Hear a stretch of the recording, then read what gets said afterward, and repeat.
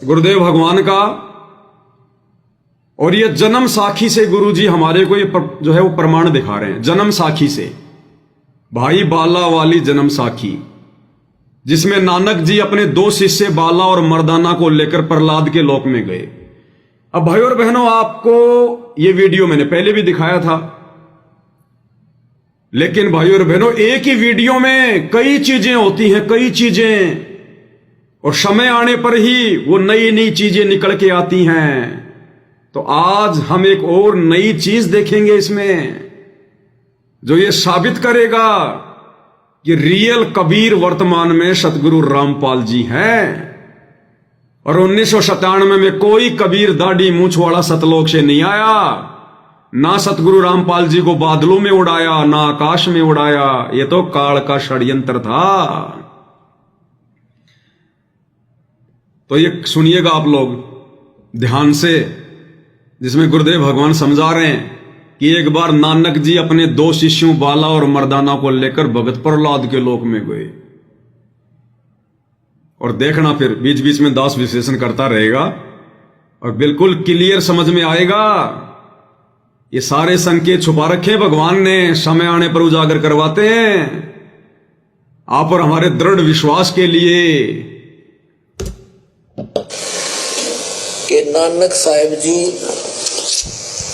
के साथ मर्दाना जी एक बार प्रहलाद जी के लोक में चले गए। ये देखिएगा, ये वही प्राण संगली है गुरु नानक देव जी की। ये जन्म साखी है भाई बाला वाली, ये आपको पहले भी दिखाई थी। अब इसके आपको दिखाते हैं 272 पृष्ठ पे, ध्यान से सुनना। प्रहलाद भगत नाल गोष्ठी 272 पृष्ठ पे। तो प्रहलाद भगत की जब नानक साहिब जी मर्दाना और बाला वहां पहुंचे प्रहलाद भगत के लोक में, तो प्रहलाद भगत की नानक तपाजी तैनू कलयुग विच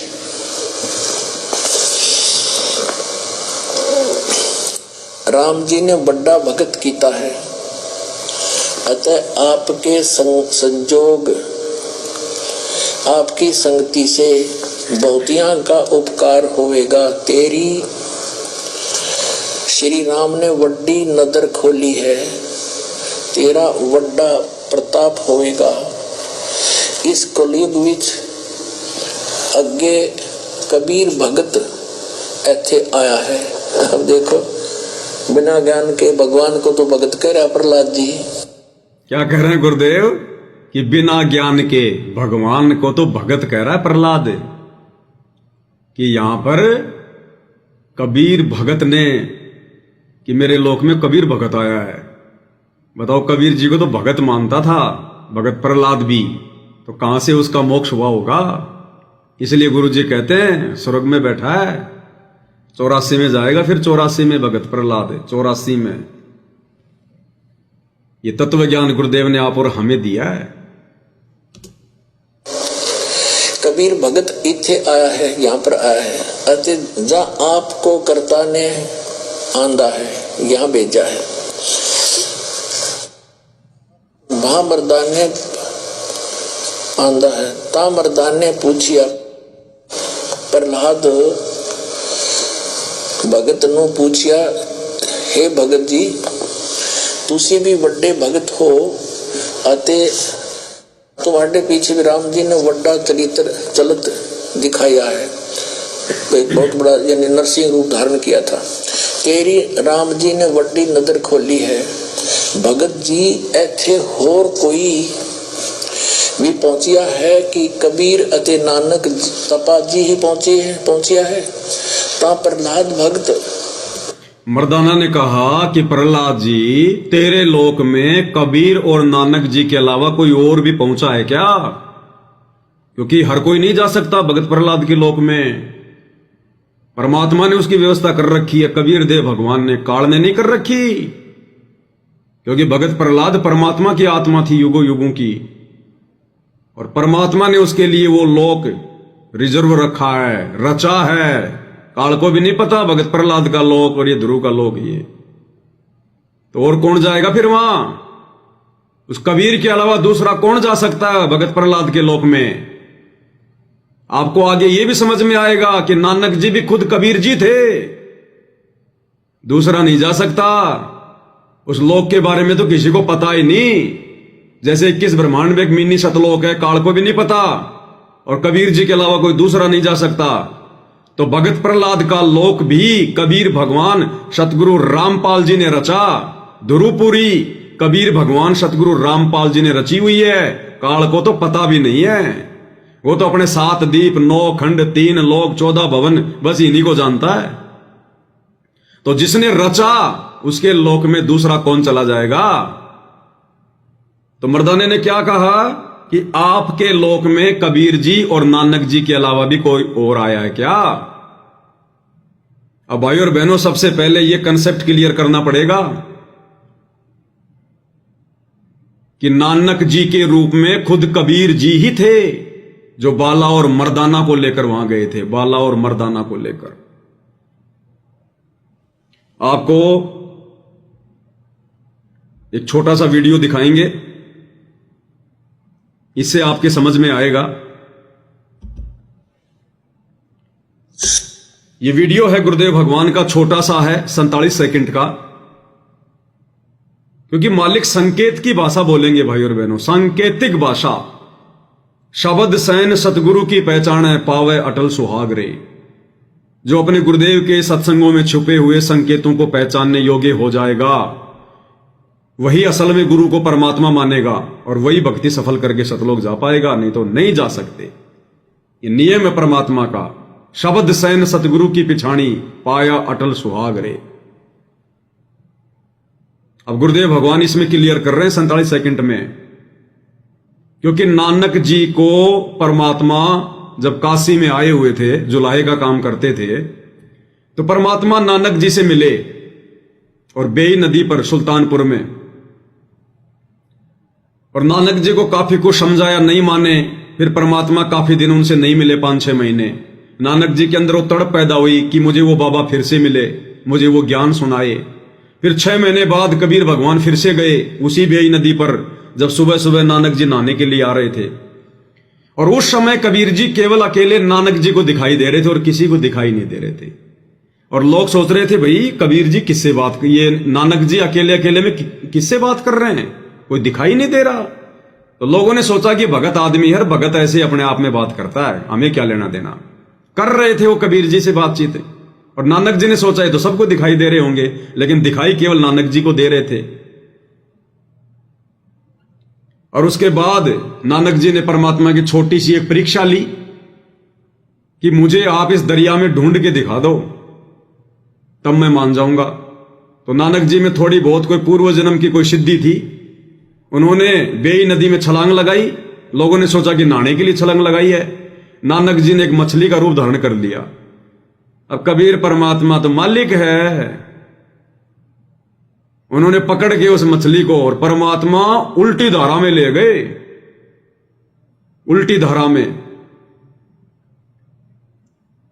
और बना के नानक जी परमात्मा ने 3 किलोमीटर आगे, जिधर से पानी बहता हुआ आ रहा था, उल्टी धारा में परमात्मा 3 किलोमीटर ले गए पहले, और वहां जाकर नानक जी बना के उनको बैठा दिया।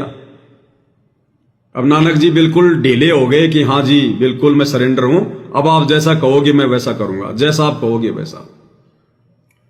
थोड़ी सी माफी चाहूंगा भाई और बहनों, मुझे कहानी पूरी तरह से याद नहीं है, नानक जी मछली बने थे या खाली उन्होंने जो है वो छलांग लगाई थी, तो मुझे ये पूरा एक कंफर्म नहीं है। लेकिन परमात्मा फिर उसको पानी के अंदर ही ले गए, 3 किलोमीटर पहले जिधर से पानी आ रहा था, वहां जाके नानक जी को एकांत में बैठा दिया।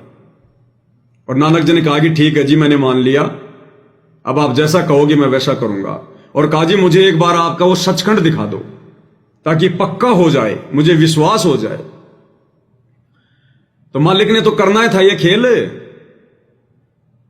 अगर भगवान ये खेल ना करता तो आज पूरा सिख समाज नास्तिक हो जाता, पूरा सिख समाज नास्तिक।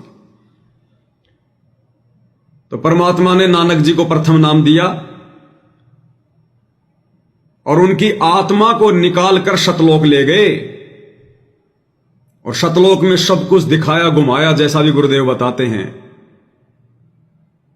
और 3 दिन तक, और 3 दिन के बाद जब वापस आए तो भाई और बहनों, वो नानक जी के शरीर में जो आत्मा थी वो नानक जी की नहीं थी। और ना परमात्मा किसी का शरीर काम में लेता, वो तो 1 सेकंड में गायब कर दे, 1 सेकंड में दूसरा बना दे, पता नहीं चले किसी को।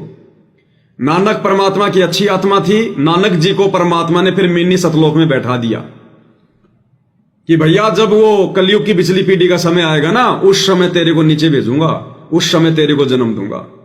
तो नानक जी को परमात्मा ने कहां बैठा दिया? मिनी सतलोक में। और नानक जी के रूप में उस दिन के बाद से कबीर परमात्मा खुद ही लीला करने लगे, खुद ही। और ये छोटा सा सत्संग अब आपको दिखाएंगे भाई और बहनों, जिसमें गुरुदेव क्या कह रहे हैं। कहते हैं साध मिले सदा साधी हम दी। जब ये भक्त वापस आ जाते हैं खुशी होती है, और भी छट जा दिलगिरी रे। जब ये जाते हैं तो मुझे मायूसी छा जाती है, और यही चिंता बनी रहती है, भगवान रक्षा करना तेरे बच्चों की। क्योंकि इस संसार के अंदर इस भक्ति पर रखना कोई हास्य खेल नहीं है, जहां लाखों लोग वर्णित करने वाले और एक नानक जी या महापुरुष एक ही होता है एक समय में। बस यही तो पॉइंट था। आपने ध्यान दिया कि नहीं दिया, फिर से सुनाएंगे आपको। गुरुदेव कहते हैं कि सब तो झूठ बोलने वाले, अज्ञान फैलाने वाले, और एक नानक जी अकेले सच बताने वाले। क्योंकि एक समय में महापुरुष एक ही होता है। ये सच ज्ञान बताने वाला, ये मंत्र देने वाला, एक समय में महापुरुष एक ही होता है। एक बार फिर से ध्यान से सुनो भाई और बहनों, ये सूक्ष्म संकेत हैं, सूक्ष्म संकेत। नानक जी या महापुरुष एक ही होता है एक समय में, और वो एक सच्चा ज्ञान दोबारा सुनो।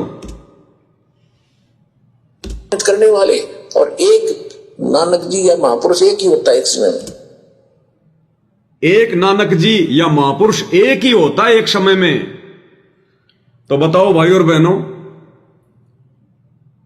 वो एक महापुरुष कबीर जी थे जो काशी में रहा करते थे, या वो सच ज्ञान बताने वाला एक महापुरुष नानक जी थे? क्योंकि गुरुदेव ने क्लियर कर दिया, एक समय में यह सत्य ज्ञान बताने वाला महापुरुष एक ही होता है, एक ही।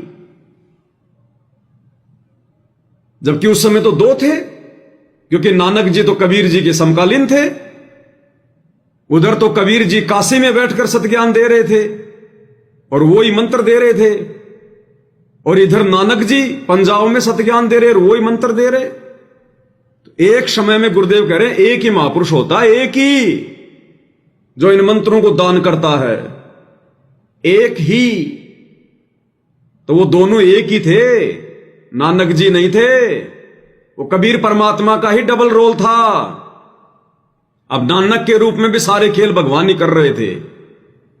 अन्यथा विचार करो भाई और बहनों, अगर वो नानक वाली ही आत्मा होती, मान लीजिए, चलो कुछ समय के लिए मान लेते हैं कि कबीर परमात्मा ने नानक जी को सतलोक दिखाया और 3 दिन बाद उनके शरीर में उनकी आत्मा को वापस प्रवेश करा दिया, और उसके बाद वो नानक जी ही ज्ञान प्रचार करने लगे, सब कुछ करने लगे। तो कबीर जी अपनी जिस आत्मा को उपदेश देंगे, जैसे नानक जी को उपदेश दिया, फिर सतनाम नानक जी ने बनारस में जाके लिया, फिर वापस अपने पंजाब आ गया। उसके बाद में नानक जी ने कितने चमत्कार किए, हजारों की संख्या में चमत्कार। एक बार बाला और मर्दाना ने कहा, जी हमने वो जगह नहीं देखी जहां पर रामचंद्र जी ने चढ़ाई करी थी, हमें श्रीलंका दिखाओ। तो नानक जी ने कहा अपने बाला और मर्दाना दोनों शिष्यों से कि आंखें बंद करो। उन्होंने आंखें बंद करी, फिर बोले आंखें खोलो। आंखें खोली तो वो तो समुद्र के किनारे खड़े थे। 1 सेकंड में वो पंजाब से समुद्र के किनारे पहुंच गए नानक जी की सिद्धि से। अब बताओ भाई और बहनों, इस कबीर भगवान के मार्ग में एक भगत अपनी सिद्धियों का प्रयोग करेगा क्या? फिर नानक जी का तो नाम ही खंड हो गया था। फिर नानक जी तो मेरी तरह फिर गुरुद्रोही हो गए, क्योंकि नानक जी ने भी फिर अपने भगवान की बात नहीं मानी, अपने गुरु की बात नहीं मानी, क्योंकि ये गुरु तो कभी अपने चेलों को सिद्धियां प्रयोग करने का आदेश ही नहीं देता। और नानक जी तो सिद्धियां प्रयोग करने लग गए, अपनी सिद्धि शक्ति से बाला और मर्दाना को श्रीलंका ले गए, समुद्र पे पानी की तरह उनको चलाया। तो नानक जी तो फिर मेरी तरह गुरुद्रोही हो गए थे। और दूसरा, भगत प्रहलाद के लोक में बाला और मर्दाना को कौन लेके गया अपनी सिद्धि शक्ति का प्रयोग करके? नानक जी। तो बताओ फिर नानक जी, एक जीव कैसे चला जाएगा भगत प्रहलाद के लोक में? किसी को पता ही नहीं है, कबीर जी के अलावा पता ही नहीं है कि किस ब्रह्मांड में भगत प्रहलाद का लोक कहां है। तो नानक जी कैसे चले जाएंगे? तो नानक जी के रूप में कौन लीला कर रहा था? स्वयं कबीर जी। और इतिहास गवाह है, सन 1507 में नानक जी ने नाम उपदेश देना शुरू कर दिया था। अरे वो तो भगत थे, भगत कभी नाम उपदेश थोड़ी देता है। उस समय को डीवीडी थोड़ी थी जो आज की तरह लोग डीवीडी से नाम दीक्षा दे रहे होंगे। नानक जी अपने मुंह से नाम दीक्षा दे रहे थे। और कबीर जी के अलावा इन मंत्रों को कौन दे देगा अपने मुंह से? तो सन 1507 में नानक जी ने सुल्तानपुर से नाम उपदेश देना शुरू कर दिया था, कबीर जी के रहते सहते। क्योंकि कबीर जी मगर से लीला करके गए थे सन 1518 में, और 1507 में ही नानक जी ने उपदेश देना शुरू कर दिया था। तो बताओ, उधर गुरु जी कह रहे हैं कि एक समय में एक ही महापुरुष होता है। अब बताओ, इधर तो नानक जी नाम दे रहे हैं, उधर कबीर जी नाम दे रहे हैं। तो गुरु जी झूठ थोड़ी बोल रहे हैं। फिर दो महापुरुष हो गए। तो एक समय में एक ही महापुरुष होता है। तो नानक जी के रूप में वो लीला कौन कर रहे थे? कबीर जी। तो अब समझ में आएगा वो तीसरा जो आएगा। भगत प्रहलाद ने कहा ना कि एक और आएगा, और वो कौन होगा? वो नानक जी और कबीर जी जैसा ही होगा। तो नानक जी कौन थे? कबीर जी। और प्रहलाद ने क्या कहा कि वो नानक जी जैसा ही होगा। तो भाई कबीर जी जैसा तो कबीर ही होता है, दूसरा कोई नहीं होता। अब आपको ध्यान से सुनाएंगे दोबारा से भाई और बहनों, जहां से हमने छोड़ा था इस सत्संग को, वहीं से आपको फिर से सुनाएंगे गुरुदेव भगवान क्या कह रहे हैं। ध्यान से सुनिएगा, अब समझ में आएंगी ये बातें आपको कि धरती पर 8 सितंबर 1951 से ही कबीर भगवान, ओरिजिनल कबीर, संत रामपाल जी के रूप में प्रकट हैं। दिखाया है, तो एक बहुत बड़ा यानी नरसिंह रूप धारण किया था। तेरी राम जी ने वड्डी नजर खोली है।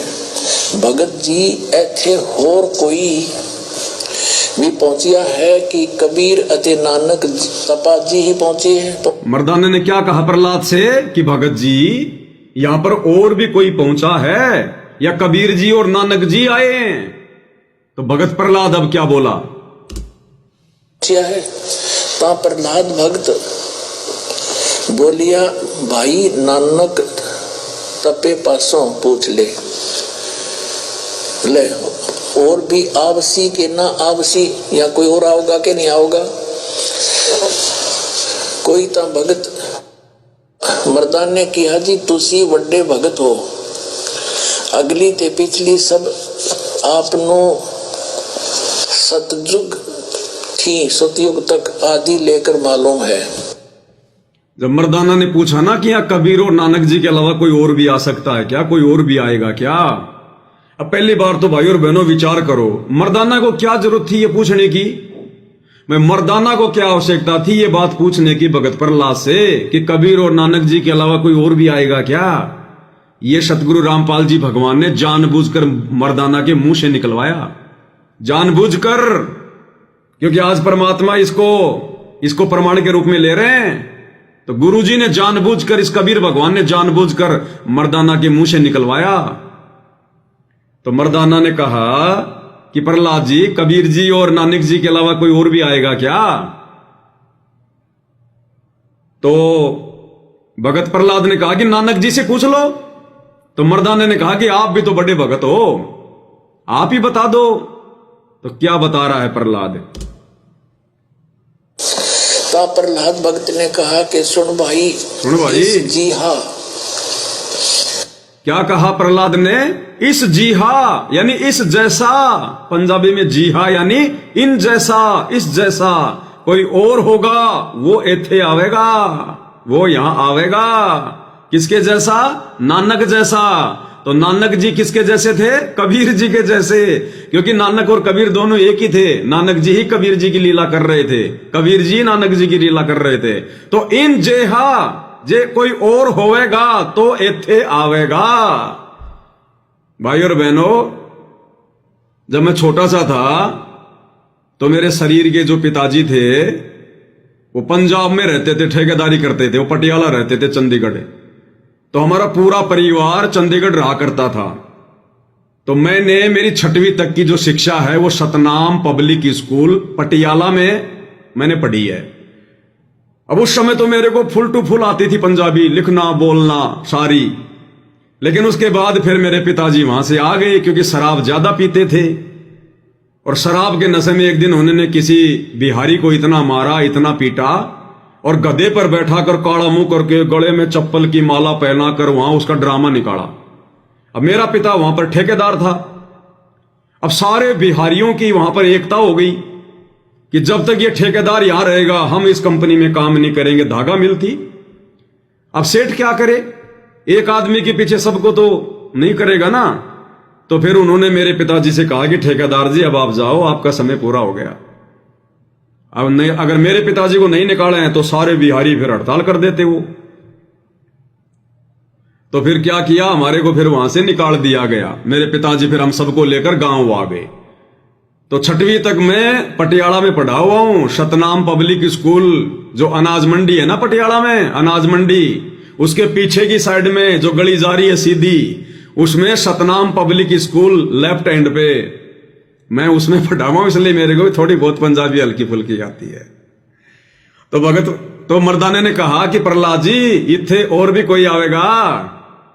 तो भगत प्रहलाद ने कहा जे कोई नानक जेहा होवेगा तो इत्थे आवेगा, और दे आने का काम नहीं, और किसी आने का यहां काम नहीं है। ध्यान से सुनो क्या कह रहा भाई और बहनों। मर्दान ने किया जी तुसी वड्डे भगत हो, अगली ते पिछली सब आपनो सतयुग थी सतयुग तक आदि लेकर मालूम है। ता प्रहलाद भगत ने कहा कि सुन भाई इस जीहा, इस जेहा, इस जीहा, इस जैसा, नानक जैसा कोई और होगा तो आएगा। यही मेन पॉइंट है, सुन लेना ध्यान से। थी सतयुग तक आदि लेकर मालूम है। ता प्रहलाद भगत ने कहा कि सुन भाई इस जीहा कोई होएगा ता ऐथे पहुंचेगा। यानी नानक जी जैसा कोई होगा या तो यहां पर पहुंचेगा। गुरुजी ने हिंदी में बता दिया, यानी नानक जी जैसा कोई होगा तो यहां पहुंचेगा। और फिर क्या कह रहा है, जब प्रहलाद ने पूछा कि जो आएगा और जो कोई आएगा इन जैसा,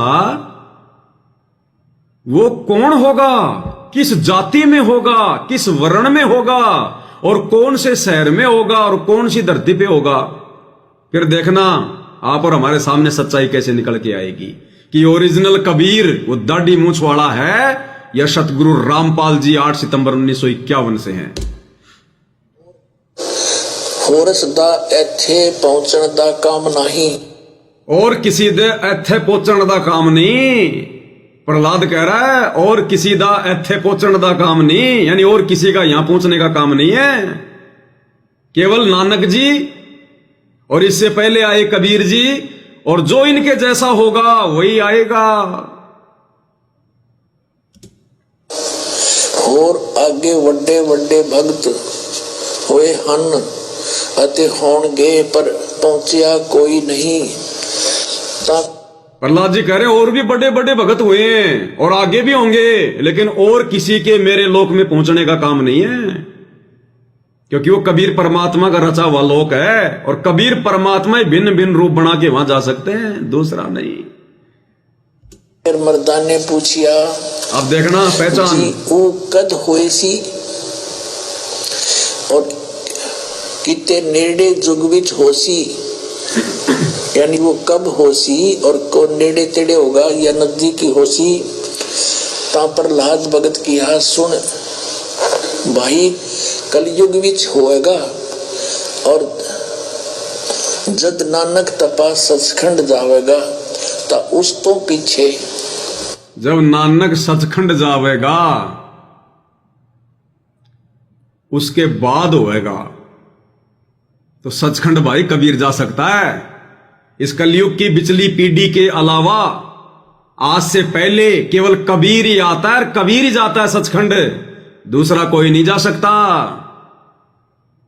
एक शब्द सुना होगा ना अपने गुरुदेव का, कोई है रे परले पार का जो शब्द कहे झनकार का, कोई है रे परले पार का जो शब्द कहे झनकार का। वो शब्द सुनेंगे भाई और बहनों एक बार हम गुरुदेव के मुख कमल से, तब हमें समझ में आएगा, क्योंकि हमने तो समझना है। तो भगत प्रहलाद ने क्या कहा कि नानक जी के सचखंड जाने के बाद आएगा। अब नानक जी सचखंड नहीं गए, वो नानक जी के रूप में जो कबीर जी थे केवल वही सचखंड गए थे 650 साल पहले मगर से, या फिर नानक के रूप में जो परमात्मा लीला कर रहे थे उसी प्रकार से फिर नानक जी गए थे, यानी कबीर जी नानक जी के रूप में गए थे सचखंड। उनका शरीर भी अंत में फूलों में तब्दील। आपको एक शब्द के माध्यम से सुनाते हैं, फिर ये बातें हमारी समझ में आएंगी और अच्छे से।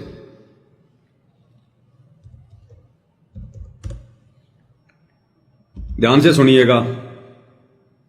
इस शब्द में लास्ट में, ये 5 मिनट का है, इस शब्द के लास्ट में यही निर्णय निकलेगा कि आज तक, यानी सतयुग से लेकर कलयुग की बिचली पीढ़ी आने तक एक कबीर के अलावा कोई भी सचखंड नहीं जाता। तो नानक जी कैसे चला जाएगा सचखंड? ध्यान से सुनिएगा। कोई है रे परले पार का, परले पार इस अंड पिंड ब्रह्मांड से पार सतलोक में, अंड और पिंड के पार स्वदेश हमारा है। कबीर परमात्मा कहते हैं करने नो दीदार महल में प्यारा है। कौन से महल में? उस सतलोक वाले महल में, इस महल में नहीं है वो। अब क्या बताते हैं गरीबदास साहिब जी, कहते हैं कोई है रे परले पार का, है कोई सतलोक तक जिसका ज्ञान हो, जिसको और भेद कहे झनकार का, धन धुन धुन धुन धुन धुन हो रही है, कहते कोई भेद कहे उस धुन का, उस झनकार का जो सतलोक में बज रही है। तुम्हारी ये नकली आवाजें इस परमंड में पिंड में सुन रही है। कोई है रे परले पार का जो भेद कहे झनकार का, कोई है रे परले पार का जो भेद कहे झनकार का। अब क्या बताते हैं? वारही गोरख वारही दत्त वारही ध्रुव प्रहलाद अर्थ। वार ही माने उरले ही, उरली तरफ, परली तरफ नहीं, वार उरले लो है काल के लोक में, this side not that side.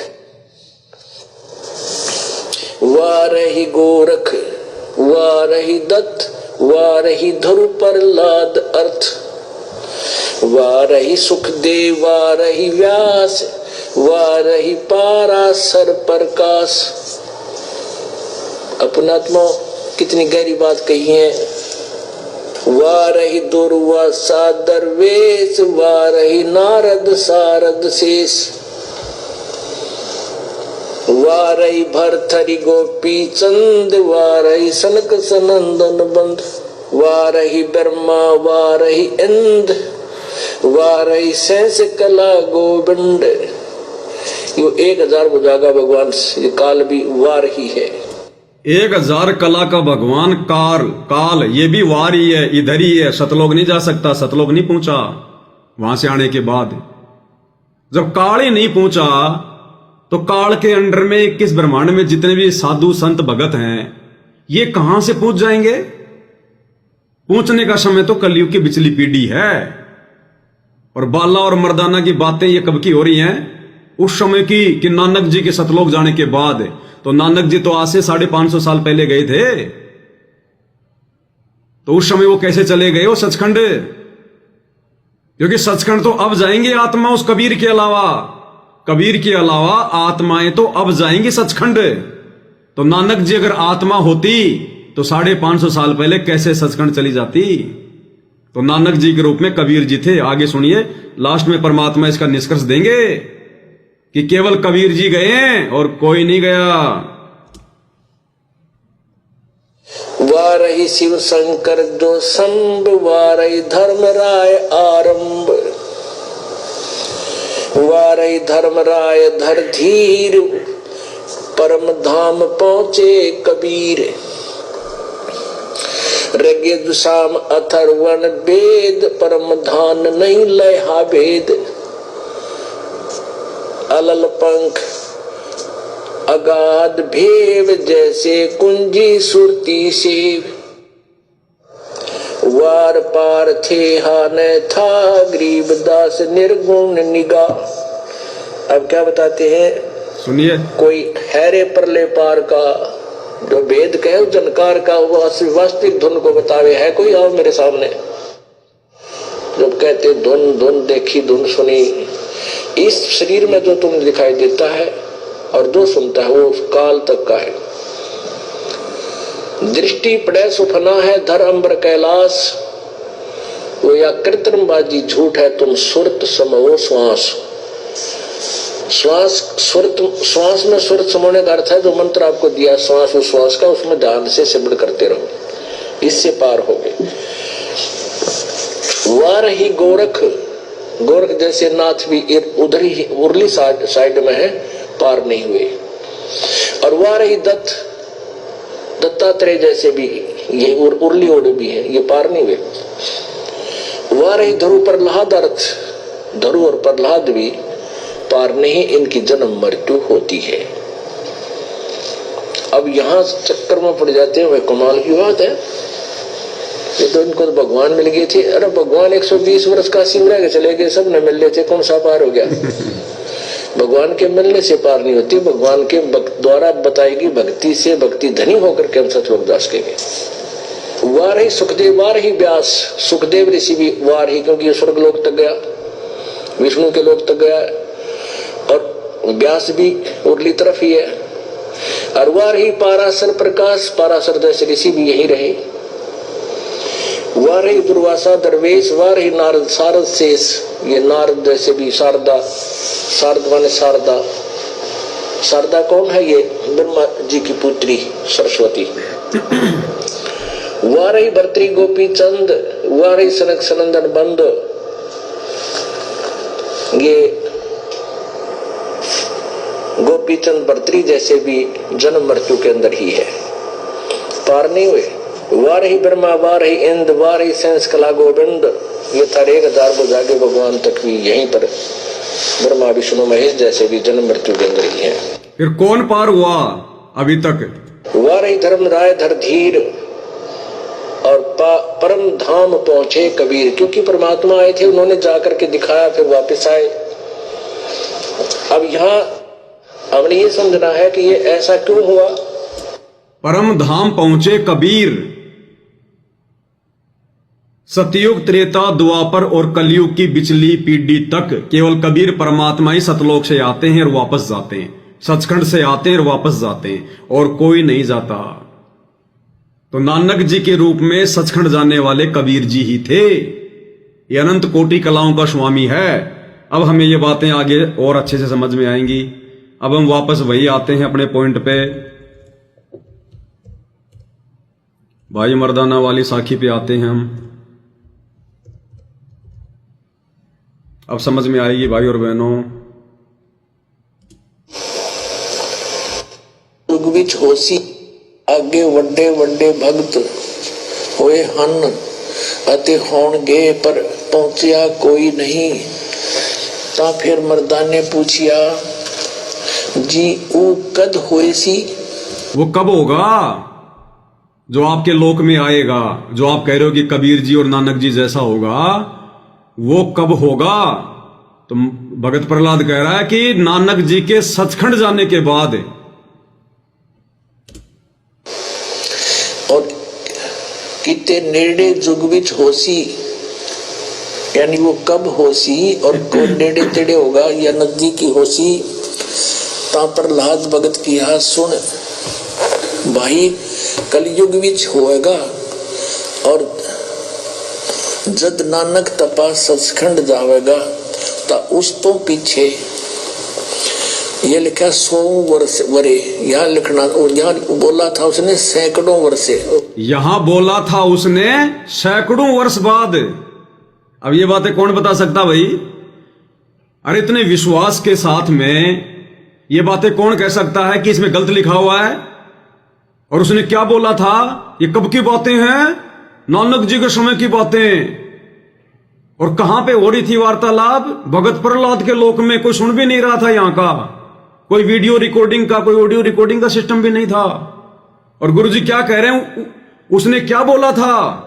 इस पुस्तक में गलत लिख दिया कि 100 वर्ष बाद। 100 वर्ष बाद नहीं, नानक जी के सचखंड जाने के सैकड़ों वर्ष बाद। तो कौन महापुरुष कह सकता है ये बात कि उसने क्या बोला था?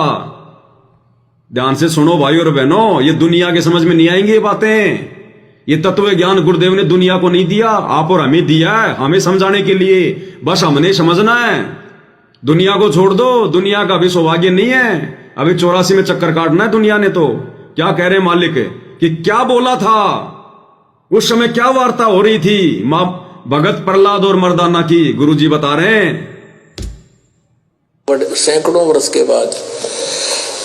यहाँ इन्होंने वहां फिर 100 लिखना था, इसमें बस एक परमात्मा मात जी ऊ कद होए सी और किते नेड़े जुग विच होसी, यानी वो कब होसी और कौन नेड़े तेड़े होगा या नजदीकी होसी। ता प्रहलाद भगत की हा सुन भाई, कलयुग विच होएगा और जद नानक तपा सचखंड जावेगा ता उस तो पीछे ये लिखा 100 वर्ष वरे, यहाँ लिखना, और यहाँ बोला था उसने सैकड़ों वर्षे, बोला था उसने सैकड़ों वर्ष। तो कौन बोलेगा ये बातें भाई और बहनों? सचखंड जावेगा ता उस तो पीछे ये लिखा 100 वर्ष वरे, यहाँ लिखना, और यहाँ बोला था उसने सैकड़ों वर्षे, सैकड़ों वर्ष के बाद। यहाँ इन्होंने वहां फिर 100 लिखना था, इसमें बस एक परमात्मा मात्रा होती, 100 हो जाता। यहाँ पर 100 वर्ष, ये 100 वर्ष लिख दिया इन्होंने। उसी 100 वरे होसी अते एन्हा तेहा ते बगैर होर कोई ना आवसी, यानी इन तीनों के बगैर यहां और कोई नहीं आ सकता। तीनों के बिना यहाँ पर कोई नहीं आ सकता। तो तीनों महापुरुष कौन हुए?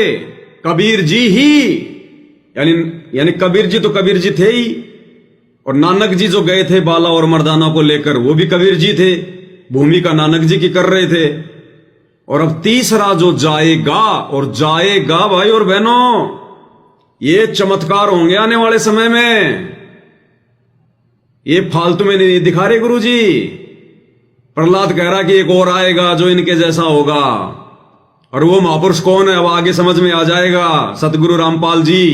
तो सतगुरु रामपाल जी भगत प्रहलाद के लोक में जाएंगे, और जैसे नानक जी अपने 2 शिष्यों को लेकर गए बाला और मर्दाना को, ऐसे ही गुरुदेव भगवान अपने भक्तों को लेकर जाएंगे भगत प्रहलाद के लोक में। ये उदाहरण पेश करके जाएंगे कि ये कबीर ही है। और उन भक्तों के सामने वो प्रहलाद पैरों में पड़कर दंडत करेगा। परमात्मा उसको वही रूप दिखाएंगे जो नरसिंह वाला रूप। तब उसको यकीन हो जाएगा ये तो मेरा वही भगवान आ गया। और हम भक्तों को फिर दृढ़ विश्वास हो जाएगा, और जिन जिन भक्तों को परमात्मा लेकर जाएंगे ये तो साक्षात धरती पर कबीर भगवान ही है। इस परमात्मा सतगुरु रामपाल जी के लिए भगत प्रहलाद के लोक में जाना कोई बड़ी बात थोड़ी है। ये परमात्मा तो दिन में कोई 100 बार सतलोक जाता है और वापस आता है। भगत प्रहलाद का लोक तो ये रहा, कौन सा दूर है। ये मालिक तो पता नहीं कितनी बार सतलोक जाता है, दिन में कितनी बार आता है। एक रूप में जेल में बैठ के लीला कर रहे हैं, एक रूप में शतलोक में बैठे हैं, एक रूप में न जाने किस किस ब्रह्मांड में लीला कर रहे हैं, ज्ञान दे रहे हैं, नाम दे रहे हैं, सत्संग कर रहे हैं। एक रूप में हम सब सत्सेवक भाई बहनों के घरों पर बैठे हैं, रोजाना भोग लेने आ रहे हैं। आरती के समय आता है भगवान, हमारे घट में विराजमान है, ये तो अनंत कोटि कलाओं का स्वामी है। लेकिन हम कलयुग की पिछली पीढ़ी वालों को परमात्मा दृढ़ करेगा, विश्वास दिलाएगा। जो प्रहलाद का परमात्मा ने प्रमाण दिखाया ना जन्म साखी से कि और आएगा जो इनके जैसा होगा। तो उनके जैसा कौन होगा? भाई कबीर के जैसा तो कबीर ही हो सकता है, कोई दूसरा थोड़ी हो सकता है। क्योंकि नानक जी के रूप में खुद कबीर जी थे और कबीर जी खुद हैं कबीर जी। और जो तीसरा होगा वो इनके जैसा होगा, यानी वो भी कबीर जैसा होगा। तो कबीर जैसा दूसरा नहीं होता, कबीर ही होता है। तो परमात्मा प्रहलाद के लोक में भी जाएंगे। और एक भाई ने जो कमेंट्स किया है, नरेंद्र जी ने, कि अगर उन तीन के अलावा कोई और नहीं जा सकता तो फिर बाला और मर्दाना क्यों गए? फिर वो कैसे पूछ गए? अरे उनको तो ले जाया गया है। वहां पूछने का मतलब है अपनी खुद की सिद्धि शक्ति से, अपने खुद के दम पर, अपने खुद के बलबूते पर इन तीन के अलावा कोई और नहीं आ सकता। जबकि बाला और मर्दाना तो अपने गुरु जी के सहारे गए थे। जैसे सदगुरु रामपाल जी ना जाने कितने भक्तों को ले जाएंगे, किन किन आत्माओं पे परमात्मा दया करेंगे। और कोई नहीं आ सकता इन तीन के अलावा। इसका मतलब है अपनी खुद की सिद्धि शक्ति से। बाला और मर्दाना अपनी शक्ति से नहीं गए, उनपे तो मेहर करी थी परमात्मा ने, नानक जी के रूप में, कबीर जी ने, सतगुरु रामपाल जी ने, विश्वास दिलाने के लिए। क्योंकि बाद में फिर ये सारी घटनाएं गुरु गोविंद, उनको नानक जी ने फिर किसको बनाया था अपना उत्तराधिकारी? गुरु कौन थे? गुरु भाई लैना थे ना, भाई लैना। बाद में जाके नाम क्या पड़ा था उनका? गुरु गोविंद सिंह पड़ा था या क्या पड़ा था?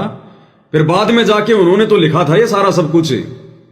तो बाला और मर्दाना ने फिर ये लिखवाना भी तो था गुरु गोविंद सिंह जी के माध्यम से, भाई लैना के माध्यम से। ये प्रमाण भी तो लिखवाने थे। क्योंकि ये जो बाले वाली जो जन्म साखी है, ये नानक जी के रूप में कबीर परमात्मा के सतलोक जाने के बाद में लिखी गई है। और उनको लिखनी नहीं आती थी, तो उन्होंने फिर भाई लैना से लिखवाई थी। ये भाई बाला और मर्दाना बोला करते थे कि हम कहां कहां गए उनके साथ में, कहां कहां उन्होंने चमत्कार किए, कैसी कैसी घटनाएं हुई। ये दोनों उन घटनाओं को बोला करते थे। और नानक जी जिसे अपना उत्तराधिकारी बनाकर गए थे, वो फिर उनको लिखा करते थे। तो फिर परमात्मा ने लिखवानी भी तो थी भाई, इसलिए उन दो आत्माओं को अपने साथ लेकर गए थे। और वो अपने गुरु जी के सहारे गए थे, नानक जी के सहारे, अपनी खुद की सिद्धि शक्ति से नहीं गए वो। अब ऐसे तो गुरु जी चाहे लाखों को ले जाएं, लेकिन अपनी शक्ति के सहारे केवल ये तीन ही आ सकते हैं। भगत प्रहलाद ने कहा और कोई नहीं आ सकता। दो तो आ लिए, और तीसरा जो इनके जैसा होगा, तो उनके जैसा तो वही होगा। तो अब ये गुरु जी की मर्जी है, गुरु जी किन किन आत्माओं पे दया करेंगे, उनके दृढ़ करेंगे परमात्मा और लेकर जाएंगे। और परमात्मा सहशरीर लोगों को ऐसी दिखाई देंगे, ऐसी वो दृष्टि देंगे भगवान, ताकि नीचे वालों को भी विश्वास हो। जैसे परमात्मा मगर से गए थे, लोगों को दिव्य दृष्टि दे दी, ऊपर जाते दिखाई दे रहे थे कि देखो रे पंडितों, तुम कह रहे थे कि मगर में मरने वाला तो गधा बनेगा, देख मैं तेरा स्वर्ग भी पार कर गया, तेरे स्वर्ग से ऊपर जा रहा हूं। उन्होंने अपने वो पतड़े वतड़े जंतर मंत्र खोल के देखे, हक्का बक्का रह गए। तो ये भगवान ऐसे ऐसे उदाहरण पेश करके जाएगा कलयुग की पिछली पीढ़ी में, सतगुरु रामपाल जी। तब दुनिया हजारों साल इनकी भक्ति करेगी, ऐसे कोई नहीं करने वाला। तो क्या कहा, ध्यान से सुनिएगा।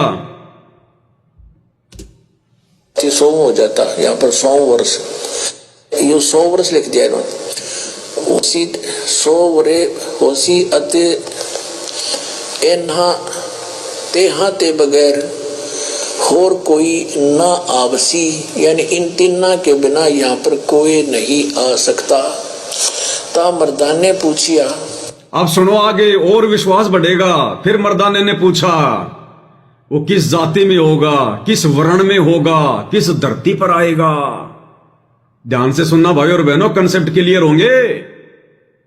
ये जो 3D फिल्म बनाई गई है सतलोक आश्रम वालों के द्वारा, संत और परमात्मा का अद्भुत मिलन, ये काल का भयंकर षड्यंत्र, महाझूठ। और 1997 में ना सतलोक आश्रम वालों के अनुसार जो कबीर जी सतलोक से आकर संत रामपाल जी के रूप में लीला कर रहे हैं, वो कबीर असली है। ये 8 सितंबर 1951 को गांव धनाना में प्रकट हुए सतगुरु रामपाल जी रियल कबीर हैं। ये क्लियर होगा, अब देखना आप जी। 3 केड़े हन ता प्रहलाद भगत की, हा भाई मर्दान ने कहा जी तीन कौन है? प्रहलाद ने कहा कि इन तीनों के अलावा कोई नहीं आ सकता यहां और। तो मर्दाने ने कहा जी ये तीन कौन है? आगे कबीर होया है ते हुण नानक तपा हुआ है अते फिर ऊ होसी। ता मर्दान ने पूछिया जी कबीर दुल्हा होया ते नानक खत्री होए अते जी ऊ किस वर्ण होएगा? अब भगत मर्दाने ने पूछा कि आप जिन तीन का जिक्र कर रहे हैं ना, तो कबीर जी तो जुल्हा जाति में हुए थे, नानक जी जो है वो खत्री जाति में हुए थे।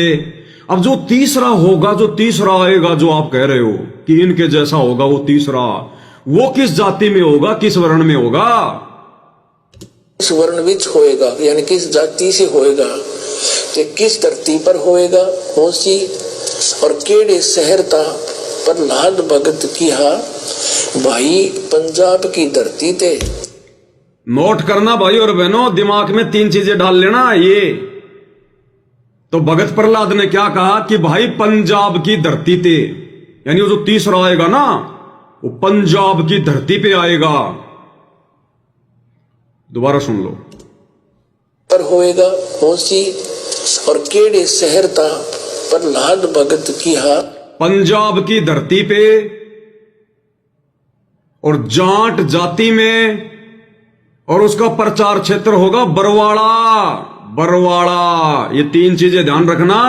पंजाब की धरती पे आएगा वो तीसरा, जाट जाति में आएगा, और उसका प्रचार प्रसार क्षेत्र होगा बरवाड़ा। ये तीन चीजें ध्यान रखना, फिर समझ में आएगा ओरिजिनल कबीर कौन है, वो दाढ़ी मूंछ वाला या सतगुरु रामपाल जी। भाई पंजाब की धरती ते पंजाब, और वर्ण जाट जट वर्ण होगा यानी जाट जाति में होगा। और कहाँ आएगा?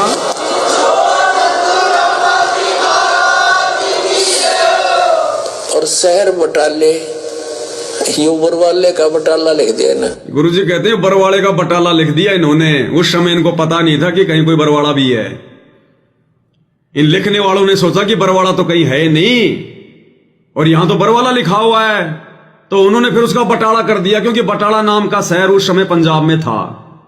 तो लिखने वाले की गलती है ये। अब हकीकत तो वही बताएगा ना जिसने लिखवाया है। तो सतगुरु रामपाल जी बता रहे हकीकत कि यो बटाले का, यो बरवाड़े का बटाला कर दिया, बटाला। ध्यान से सुनो दोबारा। यानी किस जाति से होएगा, ते किस धरती पर होएगा होसी और केड़े शहर ता प्रहलाद भगत किहा भाई पंजाब की धरती ते और वर्ण जाट जट वर्ण होगा यानी जाट जाति में होगा।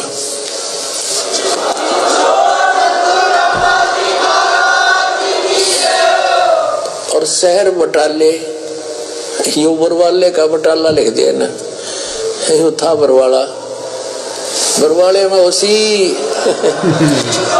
सतगुरु रामपाल जी भगवान की जय हो। क्या कह रहे हैं गुरुदेव भगवान? कहां होसी? बरवाड़े। यो बटाले का यो बरवाड़े का बटाला लिख दिया, बटाला। बरवाड़े विच होसी। तो तीन चीजें भाई और बहनों, ये तीन चीजें अब क्लियर कर देंगी। आज का वीडियो ये क्लियर कर देगा। इससे बड़ा सबूत नहीं हो सकता फिर कोई, समझदार के लिए तो। बाकी भैंस के आगे कितनी बीन बजाओ, कोई फायदा नहीं। जानबूझ के परमात्मा ने दया बख्शी आप और हमारे ऊपर। उस मर्दाने के मुंह से इस प्रकार के सवाल निकाले और प्रहलाद ने जवाब दिया। नहीं, क्या जरूरत थी उसको पूछने की, और क्या जरूरत थी नानक जी को लेकर जाने की उनको। लेकिन आज आप और हम आत्माओं को दृढ़ विश्वास दिलाने के लिए गुरुदेव भगवान ने दया बख्शी।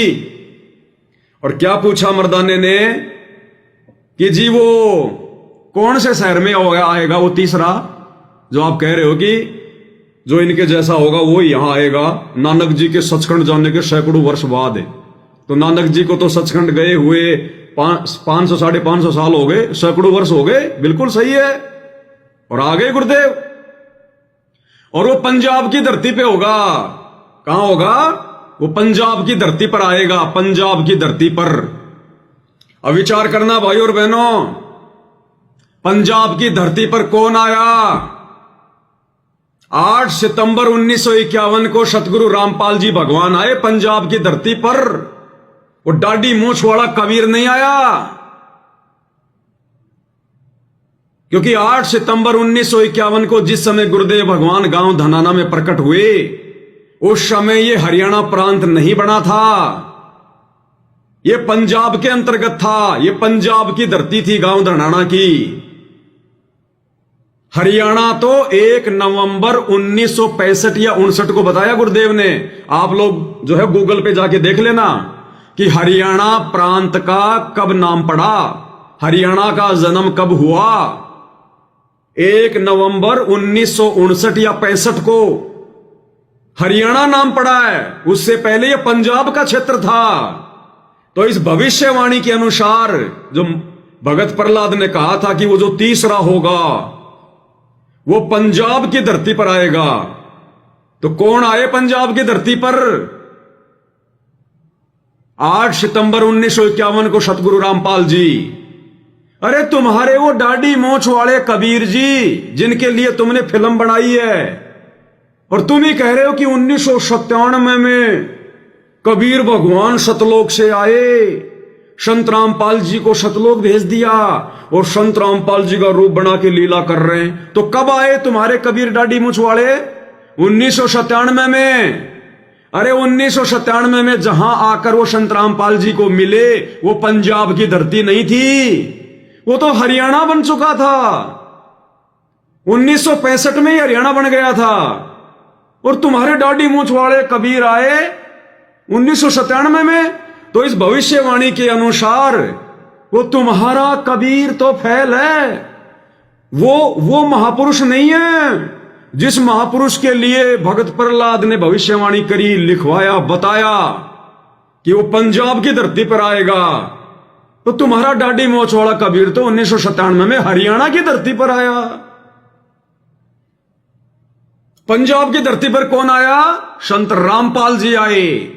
ये है वो महापुरुष, स्वयं कबीर देव। फिर दूसरा क्या पूछा गया? वो किस जाति में आएगा, यानी किस जाति में होगा? पंजाब की धरती पे तो आएगा, ठीक है, किस जाति में आएगा? तो भाई वो जट वर्ण में आएगा, जाट जाति में होगा। तो 8 सितंबर 1951 को जाट किसान के घर पर प्रकट होने की लीला किसने की? सतगुरु रामपाल जी ने। अरे तुम लोगों को तो यह भी नहीं पता कि 1997 में तुम्हारा जो कबीर जी आया था सतलोक से, वो किस जाति में था, उसकी जाति क्या थी? तुम्हें तो पता ही नहीं उस कबीर की क्या जाति थी। और भगत प्रहलाद कह रहा वो तो जाट जाति में आएगा। तो जाट जाति में 8 सितंबर 1951 को रियल कबीर सतगुरु रामपाल जी आए, या 1997 में सतलोक से चलकर तुम्हारे दाढ़ी मूंछ वाले कबीर आए? दोनों बातें परम सत्य। तीसरी बात, केड़े शहर विच होगा, कौन से शहर में होगा, उसका प्रचार प्रसार क्षेत्र क्या होगा? तो प्रहलाद ने कहा कि बरवाड़ा। लिखने वालों ने बटाला लिख दिया, इनकी मूर्खता है। हकीकत बता दी गुरुजी ने, बरवाड़ा। तो बरवाड़े को अपना प्रचार प्रसार क्षेत्र किसने बनाया? बताओ किसने बनाया? अरे जिस समय तुम्हारे कबीर जी आए थे दाढ़ी मूंछ वाले 1997 में, तो तुम्हारे कबीर ने तो फिर 2000 में करोथा आश्रम बनाया, करोथा में प्रचार प्रसार किया तुम्हारे कबीर ने तो। और बरवाड़ा में किसने किया? सतगुरु रामपाल जी ने किया। क्योंकि प्रहलाद कह रहा है कि वो ही जो पंजाब की धरती पर आएगा और जाट जाति में आएगा, उसका प्रचार प्रसार क्षेत्र बटाला बरवाला होगा। तो तुम्हारे कबीर जी 1997 में आए थे, उन्होंने तो फिर करोथा आश्रम में प्रचार किया। तो भविष्यवाणी के अनुसार तो वो फेल हो गया। तो कौन हुआ रियल कबीर? भाई और बहनों, ये अमरवाणियां दी हैं हमें गुरुदेव ने, छांट छांट के अमरवाणियां, छांट छांट के नित्य नियम में। गरीबदास जी की 24,000 वाणियों में से हमारे को छांट छांट के दिए हैं। ये बहुत इंपॉर्टेंट वाणियां हैं। साहिब से सतगुरु भय, सतगुरु से भय संत, और धर धर वेश विशाल अंग, ये खेल है आदि और अंत। यानी ये परमात्मा खुद ही सारे खेल खेलता है। फिर कहते हैं साहिब से सतगुरु भय, सतगुरु से भय साध। और ये तीनों अंग एक हैं, गति कुछ अगम अगाध। यानी वो कबीर भगवान जो सतलोक में बैठा है साहिब रूप में, वो खुद ही सतगुरु बन के आता है। साहिब से सतगुरु भय, तो सतगुरु की भूमिका किसने निभाई? गरीबदास जी के 12वें पंथ में आकर 17 फरवरी 1988 को वो साहिब सतलोक से चलकर गांव धनाना में पंजाब की धरती पर 8 सितंबर 1951 को जाट वर्ण में प्रकट हुआ। इस भविष्यवाणी के अनुसार एक आम व्यक्ति की भूमिका की उन्होंने। फिर 17 फरवरी 1988 को 12वें पंथ में प्रवेश किया, अपनी वाणी के अनुसार कि 12वें पंथ हम ही चलावें, सब पंथों को मिटाकर एक पंथ चलावें। 12वें पंथ में प्रवेश किया और फिर मुंह बोला गुरु बनाया आदरणीय रामदेवानंद जी को। और 1994 में फिर नाम दीक्षा देना शुरू किया, सतगुरु की भूमिका में आए। साहिब से सतगुरु भय और सतगुरु से भय संत। और क्या कहला रहे हैं? संत रामपाल जी, संत रामपाल जी। अरे ये तो 1994 से संत रामपाल जी कहला रहे हैं। तो तुम्हारा कबीर तो आया 1997 में, उससे पहले तो संत की भूमिका संत रामपाल जी निभा रहे हैं। तुम्हारे कबीर दाढ़ी मूंछ वाले ने तो 1997 में संत रामपाल जी का रूप धारण करके संत नाम कहलवाया, जबकि ओरिजिनल कबीर तो 8 सितंबर को ही आ गए और 1994 से उपदेश देकर अपना 13वां कबीर पंथ चलाकर संत की पदवी लेकर बैठे थे कि साहिब से सतगुरु भय, सतगुरु से भय संत। और धर धर वेश विशाल अंग, वो खेल है आदि और अंत। तो भाई और बहनों, इस बहम में मत रह जाना। ये सबसे बड़ी गलती होगी हमारी, सबसे बड़ी गलती।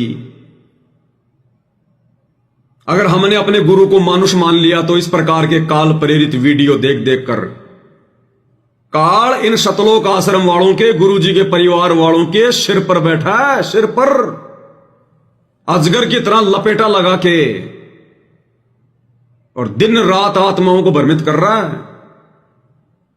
ये जो 25 मिनट का वीडियो इन्होंने बनाया, जो बकवास, ये मां झूठ है, मां झूठ। आने वाला इतिहास, आने वाले भगत, इन आश्रम वालों को, गुरु जी के परिवार वालों को, इन कोऑर्डिनेटरों को, जो अपने बच्चे पालने के चक्कर में, चंद पैसों के लालच में ये सच को सच नहीं कह रहे। महाभारत के भीष्म पिता द्रोणाचार्य और उस करुण की तरह मूक बधिर बन के बैठे हैं, गूंगे बन के बैठे हैं। इनका दुर्वासा की तरह बक्कल उतरेगा, बक्कल, जो सच को सच नहीं कह रहे। आज ये कैसी दुर्गति हुई थी उनकी महाभारत में, ये आने वाले समय में पता चलेगा। तो ये रियलिटी है भाई और बहनों, गुरुदेव के सत्संग ही सार है। और गुरुदेव ने तो सब कुछ सत्संगों में डाल दिया, आप और हम नहीं समझ पाए उस सार को, उस तत्व को। क्योंकि गुरुदेव भगवान की जिम्मेदारी, गुरुदेव का कार्य इन धर्म शास्त्रों को समझाना था, वेद, गीता, कुरान, पुराण, सदग्रंथ साहिब को। अरे गुरु के सत्संग तो शिष्यों ने समझने पड़ेंगे। गुरुजी अपने खुद के सत्संग नहीं समझाएंगे। गुरुजी ने सत्संग केवल इसलिए किए उन धर्मशास्त्रों को समझाने के लिए, और धर्मशास्त्रों को समझाते समझाते वो क्या बन गए? सत्संग। अब अपने द्वारा कहे गए सत्संगों को गुरु नहीं समझाएगा, इसके लिए फिर गुरुजी ने सत्संगतियां रखी हैं। गुरु के सत्संगों को समझने के लिए, समझाने के लिए, उन पर निष्कर्ष निकालने के लिए। इसलिए भाई और बहनों, ये जो सात संगतियां हैं, ये सतगुरु रामपाल जी परमेश्वर जी का यथार्थ 13वां कबीर पंथ है। और मुझ पवनदास समेत आप सभी आत्माओं का बड़ा सौभाग्य, जो गुरुदेव ने हम सबको इस भक्ति मार्ग पर दृढ़ करने के लिए, इसी जन्म में सतलोक की टिकट कंफर्म करने के लिए आप और हमें जोड़ दिया।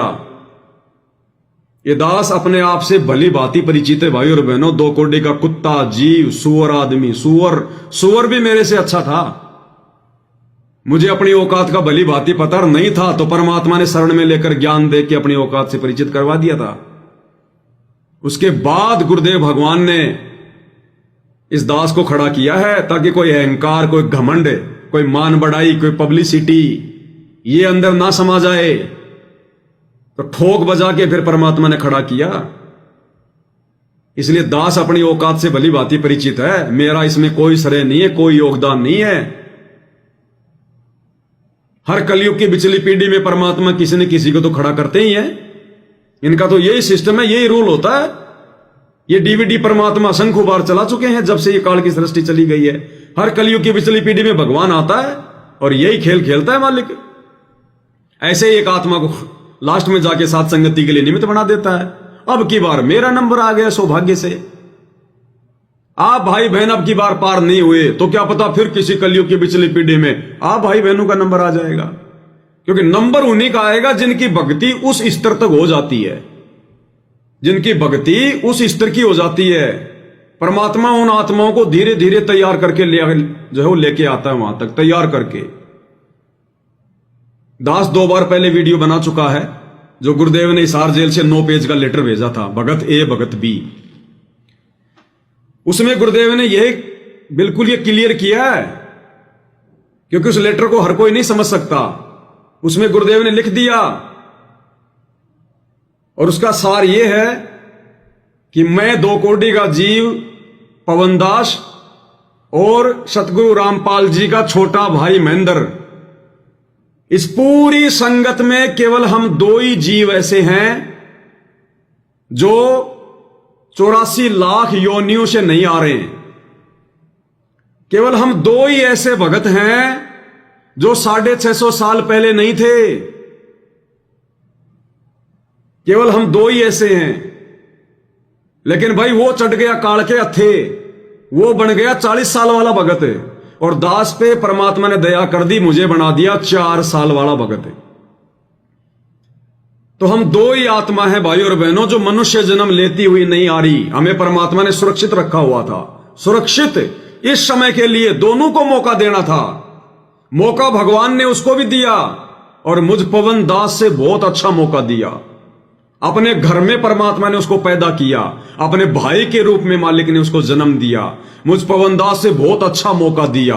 बचपन से भगवान की उसने संगति की है, लेकिन उसके कोई माड़े संस्कार, इतनी अच्छी आत्मा होने के बावजूद भी वो काल के हत्थे चढ़ गई, और इस कलयुग की पिछली पीढ़ी में मोक्ष नहीं करवा सकता। इस नीच पर परमात्मा ने दया कर दी और साथ संगति के लिए खड़ा कर दिया। मैं अपने भी शुभ कर्म बना रहा हूं गुरु आशीर्वाद से, और भाई बहन भी गुरुदेव की रजा के पात्र बनते जा रहे हैं साथ संगति से जुड़कर। ये उस 9 पेज के लेटर में संकेत है पूरा का पूरा। वो फिर से आपको पढ़ाएंगे दोबारा से। ये बुद्धि ऐसे ओपन नहीं होती। इसलिए दास हाथ जोड़ के विनती करता है भाई और बहनों कि मुझ पवन दास से राग द्वेष बिल्कुल भी मत करना, जरा भी मन में दोष मत पालना, राग द्वेष मत करना। अगर मेरे वीडियो अच्छे नहीं लगते हैं, साथ संगति अच्छी नहीं लगती है, तो मेरे से रिश्ता तोड़ो और अपनी भक्ति करो, लेकिन द्वेष मत कर लेना। क्योंकि भगवान जिसको खड़ा करता है, उस आत्मा से यदि आपने द्वेष कर लिया, ईर्ष्या कर ली, क्योंकि मैं अपने अंदर बिल्कुल पाक साफ हूं, मेरे अंदर किसी के प्रति कोई द्वेष नहीं है, कोई राग नहीं है। अगर आप लोगों ने अगर कर ली तो और जो है सजा के पात्र बनोगे। इसलिए दास बार बार सबसे हाथ जोड़ के ये विनती करता है, अगर साथ संगति समझ में नहीं आती है तो भाई संतों की निंदा ना करो, आप छोड़ के चले जाओ ना। क्या जरूरत है आपको साथ संगति में जुड़ने की, रहने की। अगर हम गलत हैं तो गलत की तरफ तो आपने ध्यान ही नहीं देना चाहिए। अरे गलत आदमी की तरफ कोई देखता है क्या? ध्यान ही नहीं देना चाहिए। लेकिन जबरदस्ती काल फिर कर्म फुड़वाएगा, विरोध करवा के, वीडियो बनवा के, दुनिया भर की उल्टी सीधी बातें बुलवा के, और होंगी सारी हुआ भाई। तो भाई और बहनों, ये आप भी देख रहे हो पिछले 8-10 साल से भगवान ने किस प्रकार से दास को निमित्त बना रखा है। मैं बार बार कहता हुआ भी अच्छा नहीं लगता हूं, लेकिन बीच बीच में थोड़े संकेत जरूर करने पड़ते हैं। तो भाई और बहनों, ये बहुत बड़ी रजा, बहुत बड़ी मेहर गुरुदेव भगवान की आप और हम सभी के ऊपर, और ये साध संगतियों से ही क्लियर होगा, और साध संगतियों से ही क्लियर होता आ रहा है कि गुरु को परमात्मा केवल वही आत्मा मान सकती है जो साध संगति से जुड़ी रहेंगी। और ये ट्रेनिंग सेंटर है सतलोक के लिए, दूसरा कोई स्थान गुरुदेव ने नहीं छोड़ा। तो भाई और बहनों, सब कुछ क्लियर होता जा रहा है। ये सामान्य से दिखाई देने वाले सत्संग और ये कितने गूढ़ रहस्य युक्त हैं, कैसी अजब गजब बातें, अजब गजब इनमें प्रमाण, हर बार नए नए। ये मालिक की दया से, उनकी प्रेरणा से, उनके द्वारा बख्शीश सद्बुद्धि से संभव है। पवनदास जैसे 2 कोड़ी के नीच इस कुत्ते के बस की बात नहीं है भाई और बहनों, कुत्ते की बस की बात नहीं है। ये मालिक दया करता है तब। सतगुरु मेहर करे तो कागा से हंस बना दे, तो ये तो गुरुदेव की दया है। सतगुरु मेहरबान तो पवन गधा पहलवान, और पहलवान कोई कुश्ती के लिए नहीं, किसी को मारने के लिए नहीं, आप भाई बहनों के सामने एक उदाहरण बनने के लिए कि भक्ति करो तो ऐसे करो, नहीं तो बैठ जाओ अपने घर पे। क्यों अपने गुरुजी को भी दुखी कर रहे हो? फिर विश्वास करो तो इतना करो, नहीं तो बैठ जाओ अपने घर पे। क्यों फिर गुरुजी को दुखी कर रहे हो? तो ये भाई और बहनों आने वाले समय में उदाहरण भी बनेंगे।